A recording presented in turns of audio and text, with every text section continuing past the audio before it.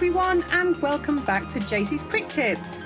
Today we're going to be looking at what to do when you first enter the Nether in Minecraft. This series runs alongside my Bedrock Survival Let's Play, so check out that series if you want to see these tips in action. Before we get started, don't forget to smash that like button and hit subscribe so you don't miss any of my videos. It really helps out the channel, and best of all, it's absolutely free. So without further ado, here are my 10 tips to survive the Nether.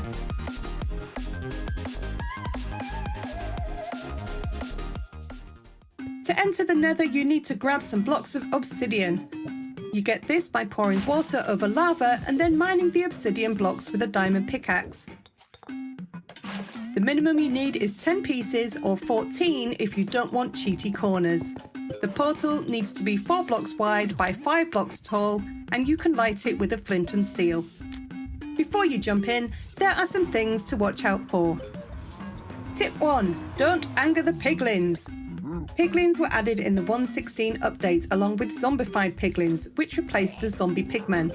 While their zombie counterparts are pretty docile if you just leave them be, seriously, don't hit them, the piglins are very easily offended. On the other hand, they can also be pretty easy to please, as they absolutely love gold. Wearing at least one piece of golden armor will prevent them from attacking you on sight. You can also keep them away from an area by placing soul torches or a soul fire, as they're afraid of this mysterious blue light. Wearing gold armor isn't enough though, as there are a number of things that will anger them. Hitting them, mining gold in front of them, or opening a chest in front of them are all surefire ways to get them riled up. If this does happen, you can temporarily distract them using gold ingots. Which brings me to my next tip. Tip 2. Piglin bartering is worth it.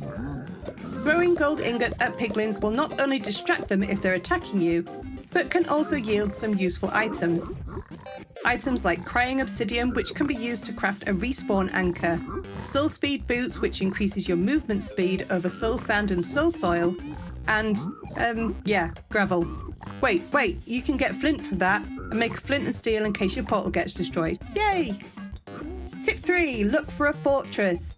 If you're planning a trip to the Nether, it's probably because you're looking for certain resources you can't get in the overworld. If you're planning on brewing potions, a fortress is where you need to be. According to the Minecraft wiki, fortresses can spawn in any Nether biome, but personally, I've had the most luck in Nether wastes since the update. In the fortress, you'll find blaze, which drop blaze rods. These can be used to craft a brewing stand and can also be turned into blaze powder to fuel the brewing stand. You'll also need some nether wart, which is used as the base for most potions. In the fortress, you're looking for a certain type of stairwell where nether wart is growing on top of soul sand. You'll need to take some soul sand back with you to grow the nether wart. Nether wart can also be found in some of the chests in the fortress. For a more detailed look at raiding a nether fortress, stay tuned for my next quick tips video. Tip 4. Defend yourself. Enchanting your armor with things like fire protection, projectile protection, blast protection, and just regular protection is highly advisable when exploring the Nether. The terrain can be quite tricky to navigate, and it's easy to slip up sometimes, or get ambushed, or accidentally hit someone you didn't mean to. So take a shield, enchant your weapons and armor to give yourself the best chance of surviving if the worst should happen. Seriously, don't hit those piglins.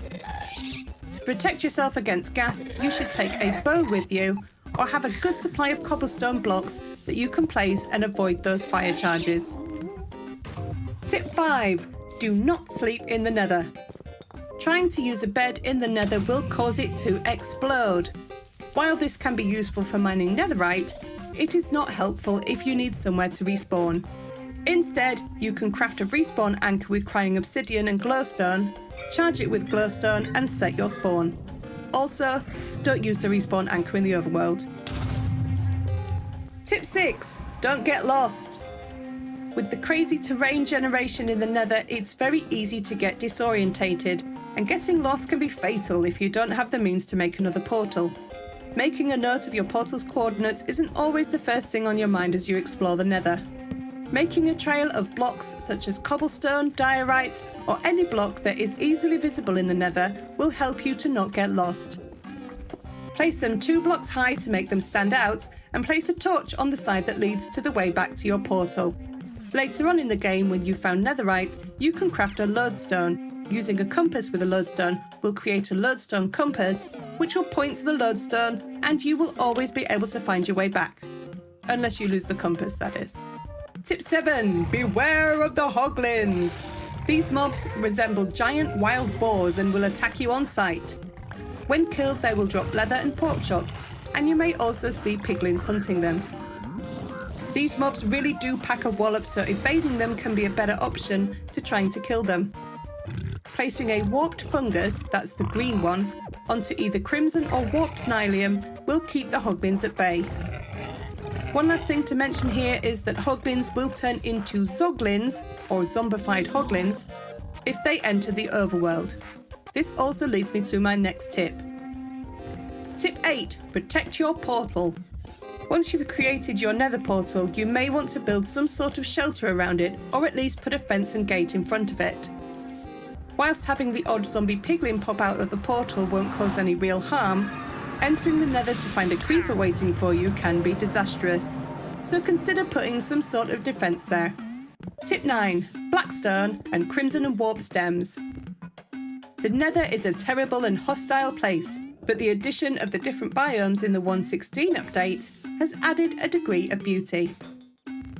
Crimson and warp stems are a wood variant that not only look great, but can be used just like wood. The only difference is you can't smelt or burn them.